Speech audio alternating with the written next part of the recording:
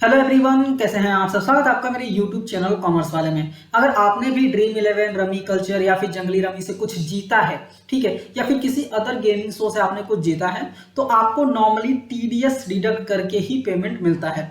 ठीक है, तो इस वीडियो में हम डिस्कस करने वाले हैं कि टीडीएस से रिलेटेड आपके मन में क्या क्या डाउट्स आते हैं। ठीक है, टीडीएस में कुछ चेंजेस भी हुए हैं, टीडीएस हम रिफंड ले सकते हैं या नहीं ले सकते, आईटीआरस कैसे फाइल करते हैं, डिटेल में कंप्लीट डिस्कशन करने वाले हैं। मेक श्योर आप वीडियो को पूरा देखिएगा। अगर आप पूरा देखेंगे ना तो आपको टीडीएस से रिलेटेड कोई भी डाउट नहीं रहेगा। फिर भी बाय एनी चांस अगर डाउट्स बच जाते हैं तो आप मुझे कमेंट करके पूछ सकते हैं। तो आइए वीडियो को स्टार्ट करते हैं। बट स्टार्ट करने से पहले अगर आप चैनल पर नए हैं, चैनल को सब्सक्राइब कीजिए, बेल आइकन प्रेस कीजिए। बेल आइकन प्रेस करने के बाद आपको ऑल पे क्लिक करना है ताकि मैं जब भी वीडियोस को अपलोड करूं उसकी नोटिफिकेशंस आपको मिल सके। तो आइए वीडियो को स्टार्ट करते हैं। ठीक है, मेरे पास एक डाउट आया था। ठीक है, मेरे पास एक कमेंट आया था। बेसिकली मेरे एक व्यूअर ने कमेंट किया था कि मेरा जो विनिंग है ना वो 10,000 से नीचे है, मतलब 1,000 रुपये या फिर 2,000 रुपये की विनिंग थी, फिर भी उस पर टीडीएस कट गया, ऐसा क्यों हुआ। ठीक है, तो यहाँ पे एक रूल चेंज हुआ है। पहले रूल क्या था कि अगर आपकी विनिंग 10,000 से ज्यादा है या फिर 10,000 है तो ही आपका टीडीएस डिडक्ट होगा, नहीं तो नहीं होगा। बट 1 अप्रैल 2023 से अगर आप कोई भी विनिंग करते हैं और आपका जो विनिंग अमाउंट है वो 10,000 से नीचे भी है तो भी आपका टीडीएस डिडक्ट किया जाएगा। ठीक है, तो अगर आपके मन में आता है कि 10,000 से कम है फिर भी टीडीएस क्यों डिडक्ट हुआ, तो रूल चेंज हो गया है 1 अप्रैल 2023 से। दूसरा, टीडीएस का रेट जो है वो 30% है।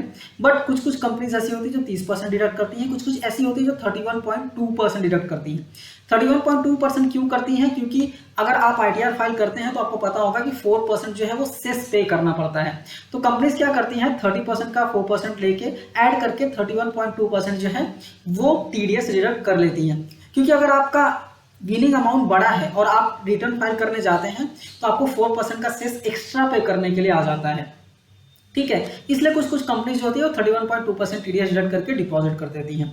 तीसरा पॉइंट ये है कि फॉर एनी चांस अगर आपका टीडीएस डिडक्ट नहीं हुआ है और आपको विनिंग हुई है, ठीक है, और आपने विड्रॉ भी कर लिया है, ऐसे केसेस होते हैं। अगर आपका जो एप्लीकेशन है जहां पे आप गेमिंग कर रहे हैं अगर वो फॉरेन एप्लीकेशन है तो चांसेस है कि आपका टीडीएस डिडक्ट ना हुआ हो। ठीक है, और अगर आपका विनिंग हुआ है, आपको आपका टीडीएस डिडक्ट नहीं हुआ है, तो आपको वो इनकम जो है अपने आईटीआर में शो करनी होती है और वहां पे आपको स्पेशल रेट से बेसिकली टीडीएस, मतलब टीडीएस नहीं, आपका जो टैक्स आता है वो आपको पे करना पड़ता है। ठीक है, टैक्स बेसिकली 31.2% आता है, क्योंकि 30% तो आपका टैक्स आ जाता है एंड उस पर 4% आपको सेस पे करना पड़ता है।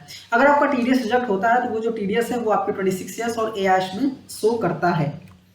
ठीक है, अभी सबसे इंपॉर्टेंट टॉपिक पे आते हैं, क्या हम टीडीएस का रिफंड ले सकते हैं? क्या नहीं, आप टीडीएस का रिफंड नहीं ले सकते। ठीक है, आपको टीडीएस का रिफंड नहीं मिलता है गेमिंग शो पे। बेसिकली अगर कोई ऐसा कहता है कि वो टीडीएस का रिफंड ला के देगा तो बेसिकली कोई ना कोई झोल करेगा, फिर उसके बाद ही टीडीएस का रिफंड ला के देगा। बट टीडीएस का रिफंड नहीं मिलता है। यहाँ पे अगर मैं बात करूँ तो बेसिक एग्जाम्पशन लिमिट का भी बेनिफिट आपको नहीं मिलता है। आपको पता होगा तो अगर आपकी इनकम 2.5 लाख से कम है तो आपके ऊपर टैक्स रेट ही नहीं लगता। ठीक है, तो यहाँ पे बेसिक एग्जाम्पशन लिमिट का भी आपको बेनिफिट नहीं मिलता। अगर आपका इनकम 10,000 है ना तो भी आपको टैक्स पे करना है। अभी नेक्स्ट सवाल ये आता है कि 5 लाख से नीचे तो आपको टैक्स नहीं लगने वाला है। ठीक है, 12,500 का आपको रिबेट मिल जाता है। तो क्या ये बेनिफिट मिलेगा? तो ये बेनिफिट भी आपको नहीं मिलेगा। इनकम टैक्स रिबेट की बेनिफिट भी आपको नहीं मिलती है।